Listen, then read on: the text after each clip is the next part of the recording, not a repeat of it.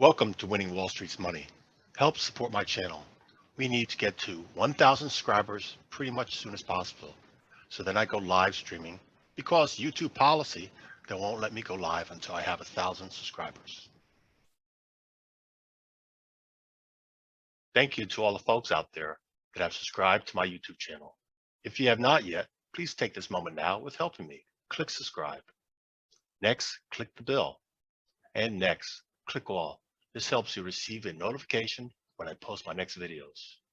Plus, click the thumbs up button and every time you watch my videos.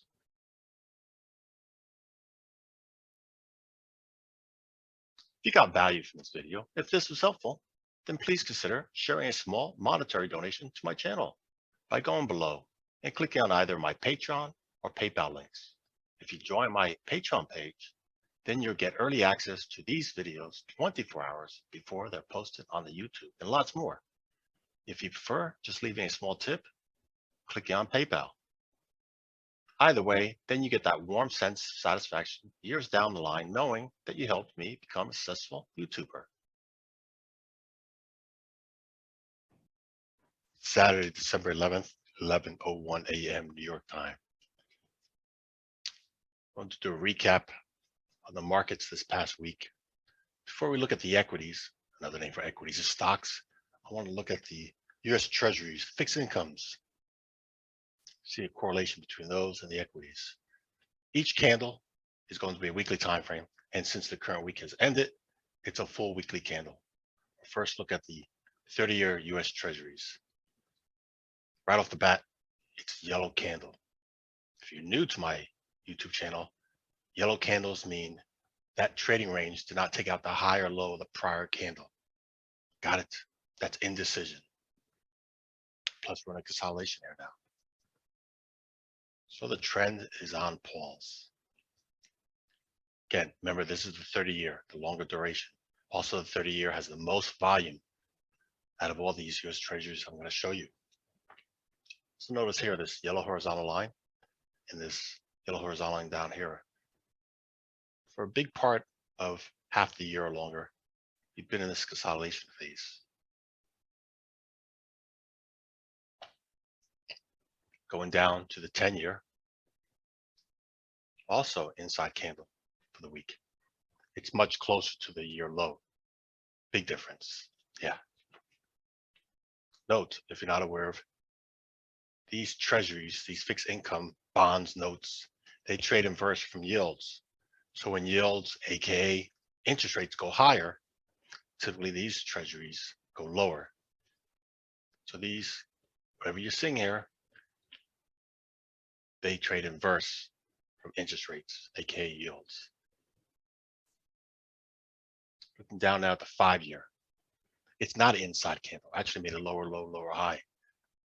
So the shorter term duration, the trend is continuing down, which would be the inverse for interest rates to go higher. Now we're looking at the 2-year, lower low, lower high, all-time low for the year. So takeaway is the shorter duration ones, the trend is still down. Where the 30 and the 10, they're in consolidations. And these longer ones have more volume daily, weekly.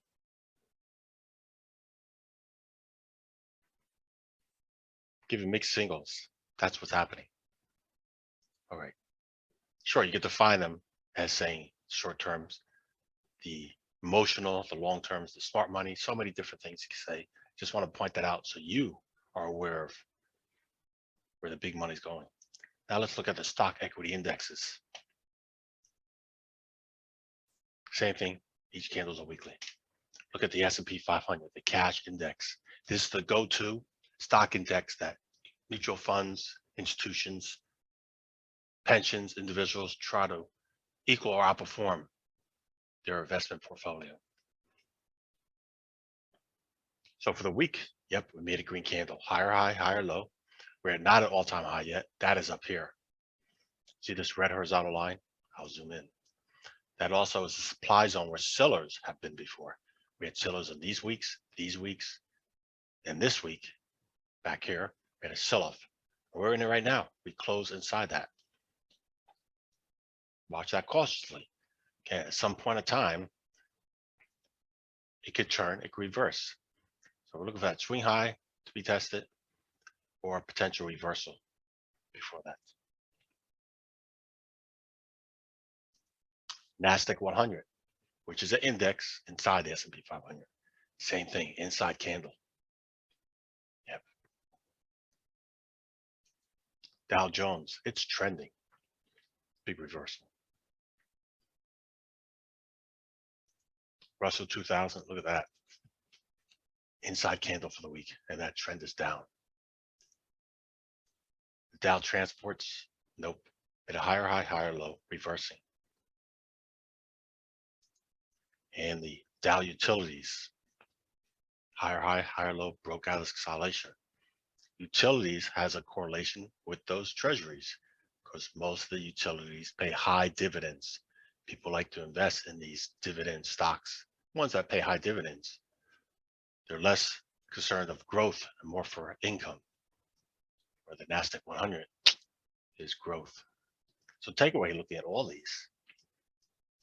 What's disappointing to many is what's been leading the market for years is the NASDAQ 100 to growth. But for the year, it's not at the all-time high. It's also inside candle for the week, indecision. Really? And we have trending higher Dow Utilities. Yeah. Same with the Russell small cap inside. So the market is not all acting the same. But we see what I just showed you in the treasuries, how those has been going lower, putting pressure on interest rates to go higher. So you understand why some of these growth are not going higher? Yeah, because maybe there's some money rotating out. Okay, on to the sectors. In the S&P 500, there's 11 sectors. And I'll go by in the size of them, starting from the biggest, the ones that the weight most average, down to the smallest. We'll start off with XLK. These are stock ETFs. You can trade these. Yep. You can outperform your mutual funds. So XLK, just that, is technology. Represents 20.8% of the S&P 500. Look what it did. New high. New high for the year. Outstanding. It outperformed the S&P 500 index, the Dow Jones, and the NASDAQ 100. Outstanding. So if you're in the NASDAQ 100, it underperformed the XLK. You can also trade the NASDAQ 100. XLV, yep, also broke out of the high of last week and out of this wedge. See these blue horizontal line? That's a wedge, and these purple lines in here was a coil. Way off the highs. There's the high for the year. But at least it's trending. First, we saw several indexes inside candles. And XOF financials, small trading range. Okay, it took out the high of last week and then closed back inside it. That's not good leadership. No, maybe the financials have more to go down. Yep. XLY, right off the bat, look at that inside candle. Nope, not at the highs. That's not good. Nope. XLC, also inside candle. So we have up here this red horizontal line. It's a supply zone where sellers have been. And down here, the green zone where buyers have been. Yeah, even though it's an inside range for the week, not the best place to be looking for the trade. More conservative, be it those potential zones above or below. Nothing wrong sitting on hands and watching for a better opportunity. XLI, it reversed. And look at this long green demand zone where buyers have been stepping and proving itself there, there, and there. So now we're going to see if this is going to gun to take out that swing high. XLP, all-time new high for the year, outstanding. It finally broke above this level. This level was a supply zone where sellers were. Let me label that. And it finally broke above that. And what is XLP? XLP is consumer staples. It makes up 6.7% of the S&P 500. So if that's where the money's shifting, you might look at the stock ETF to buy or the individual stocks inside that. Very interesting. It's made an all-time high. The S&P 500 did not, the Dow did not, the Nasdaq 100 nor the Russell. Got it. So it's outperforming the indexes. XLE, higher high, higher low, but it's still in consolidation. And look, this consolidation here, this gray box broke down and made another consolidation. So doing a staircase pattern lower low. XLU finally broke out of this consolidation to the upside into this supply zone where sellers are. Sellers are here. That's a potential trade idea to watch. If it's going to break above that and close above that 70.07, or if it's going to, again, reverse. You can trade either direction using options or equities. XLRE, all-time new high for the year. Outstanding. Outstanding. That's real estate. What's disappointing is it nearly closed back inside this consolidation.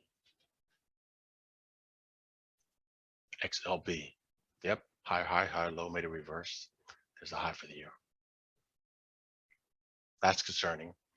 If it fills at that 90, somewhere around that area, has these potential demand zones to retest on the bottom.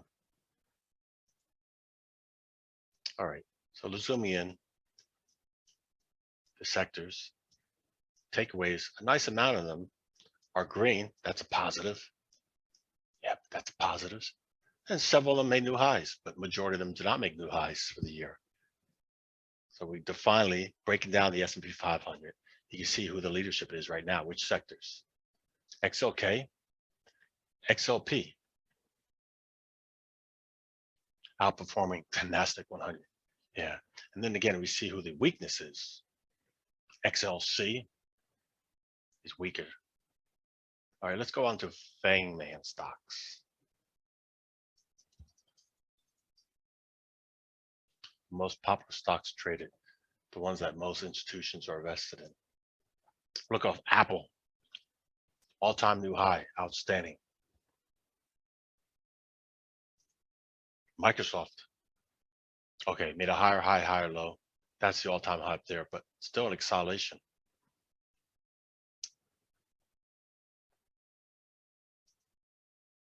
Amazon, look at that, inside candle for the week, in acceleration.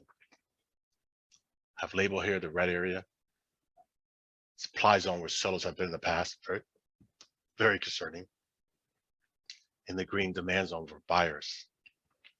So again, putting on a trade anywhere over here, I would say consider sitting on hands. I'm waiting for the opportunity to test these zones to see how it trades out. Again, at 3,600 already is another supply zone of sellers.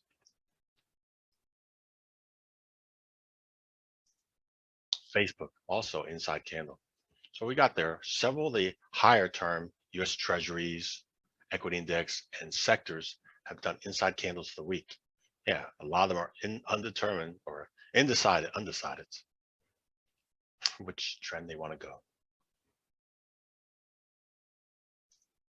Google, huge consolidation, tight trading range. Oh, that's good. Right there, showing demand zone buyers stepping in here. That was there. Tesla, a lot of whipsaw, several weeks. It's also in this huge consolidation.